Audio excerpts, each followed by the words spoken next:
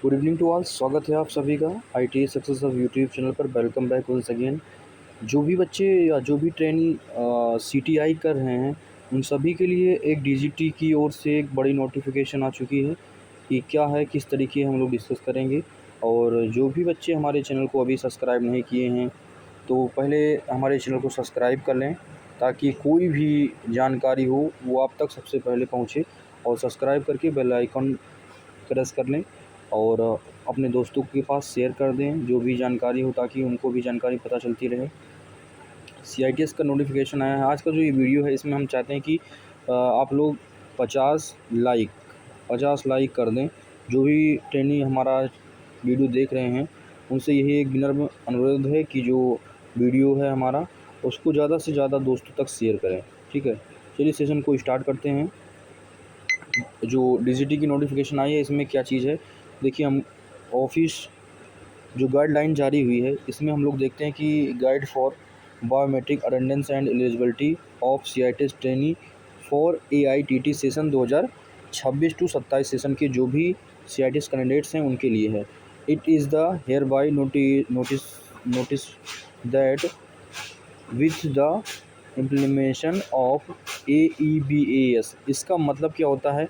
आधार enabled base attendance system. यहाँ पे आपको आधार बेस्ड आपका क्या होगा, अटेंडेंस मैंडेटरी है। इसमें टोटली जो आपको पढ़ने हैं वो 1200 एनुअल लैंग्वेज आवर्स, मतलब 1200 घंटे आपको पढ़ने हैं या फिर काउंट करने हैं। इसमें जो आपका आधार बेस्ड बायोमेट्रिक लगेगा इसमें आपको 1200 घंटे मैंडेटरी है। एनएसटीआई हो या फिर कोई आईटीओटी हो, गवर्नमेंट या फिर प्राइवेट हो, आप किसी भी जगह से आईटीओटी से कर रहे हैं सीआईटीएस या फिर आप एनएसटीआई से कर रहे हैं या फिर प्राइवेट आईटीओटी या फिर गवर्नमेंट आईटीओटी से कर रहे हैं, इसमें यही चीज़ लिखा गया है साफ साफ कि आपको 1200 घंटे काउंट्स करने ही होंगे और तभी आप एलिजिबल होंगे लास्ट में आप एग्ज़ाम के लिए। चलते हैं थोड़ा सा आगे।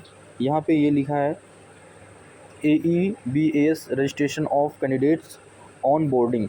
इसमें ये लिखा आधार बेस्ड आपका जो है अटेंडेंस इस बार रहने वाला है। और यहाँ पे देखिए the candidates types of organization details tab correctly selected as CITS so to ensure accurate generation of attendance report जो भी आपकी रहेगी वो इसमें करेक्टली चाहिए। ठीक है, और इसके बाद लिखा है the NIMI registration number of each CITS trainee is entered the organization user ID field under the organization details tab.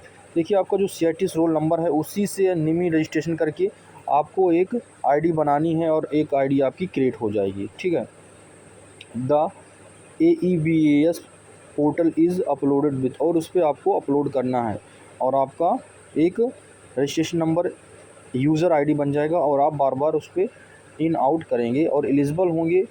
ठीक है, आपका बायोमेट्रिक लगता रहेगा उसमें। Trainee the correct academic session और previous year trainees who have not yet passed out of the remain eligible to appear in examination. Exam देने के लिए आप तभी क्या होंगे, क्वालिफाई होंगे, और आप जब आपका बायोमेट्रिक लग जाएगा, इन आउट टोटली पूरा कंप्लीट हो जाएगा, तभी लास्ट में आप CBT एग्ज़ाम देने के लिए एलिजिबल होंगे। ठीक है, यहाँ पे ये लिखा है trainee who have successfully completed the course must to be blocked immediately by to the Institute of CNDGT attendance portal. Attendance portal पर आपका सक्सेसफुल कंप्लीट हो जाएगा और आप एग्ज़ाम देने के लिए एलिजिबल होंगे। ठीक है, यहाँ पे ये लिखा है कि attendance requirement under the revise CITS curriculum. आपका जो करिकुलम होगा वहाँ पे इसके बारे में चर्चा किया गया है। ट्रेड मैथोलॉजी, इसमें 1200 घंटे का टोटल रहेगा मान लीजिए। ठीक है, तो मैक्सिमम आपको 120 दिन कंप्लीट करने हैं। आपका 80% अटेंडेंस होना ही चाहिए, तभी आप लास्ट में CBT में एग्ज़ाम देने के लिए मैंडेटरी अनिवार्य होंगे। ठीक है, कोई भी ट्रेड है आपका उसमें आप मान लीजिए 1200 घंटे का है तो 120 मतलब 80% आपका अटेंडेंस होना चाहिए, तभी आप CBT एग्ज़ाम दे पाएंगे। और आपको उसमें क्या किया जाएगा, कोर्स कंपोनेंट में आपको ऑन जॉब ट्रेनिंग एक प्रोजेक्ट दिया जाएगा जिसका जो टाइम रहेगा वो 150 घंटे रहेगा, मिनिमम 15 दिन 80%।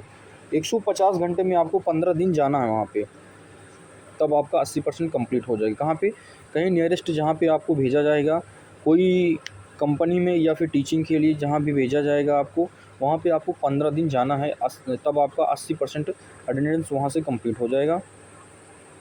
ये ऑप्टिकल कोर्स ये कोई बहुत ज़्यादा मॉनिटरी नहीं है, ठीक है। ये ऊपर वाला ऑन जॉब ट्रेनिंग ये बहुत इंपॉर्टेंट है सभी CI कैंडिडेट्स के लिए।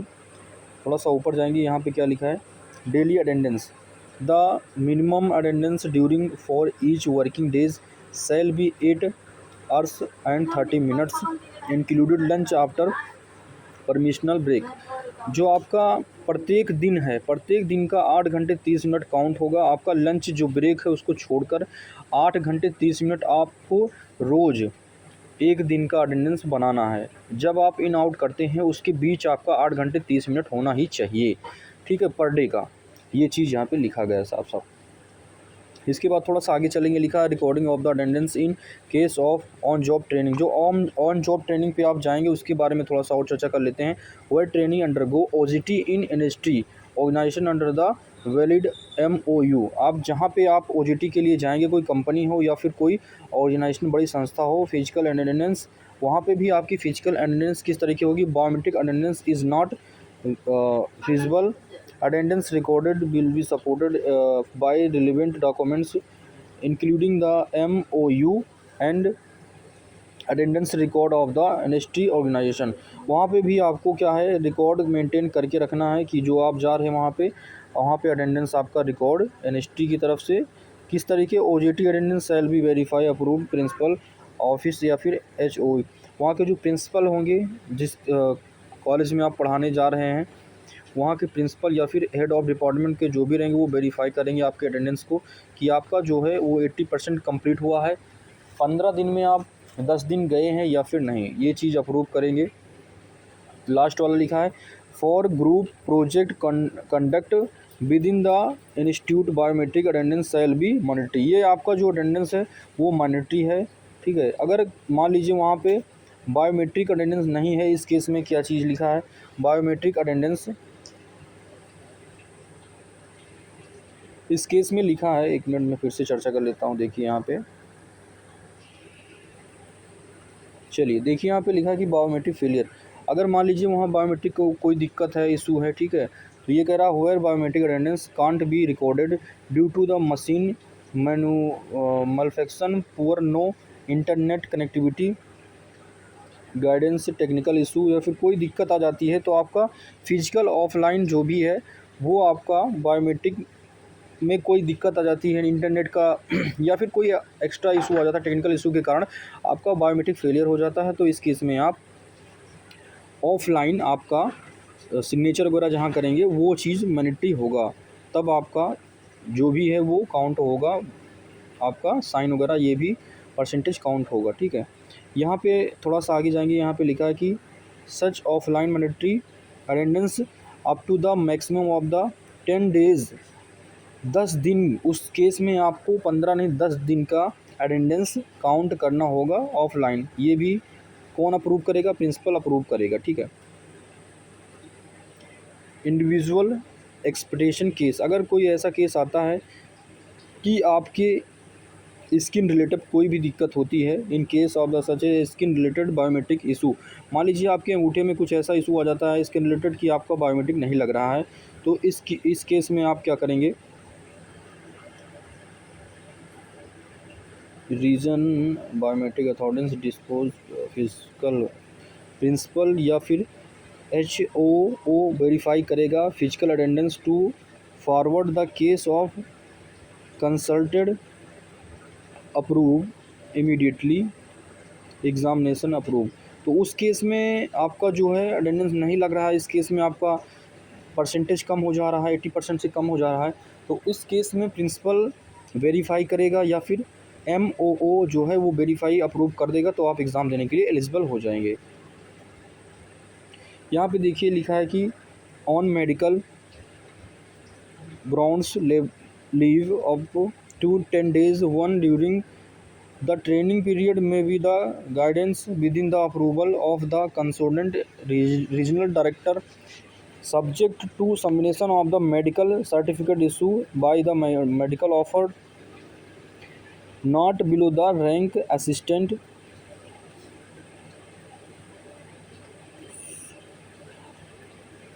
सरगोन।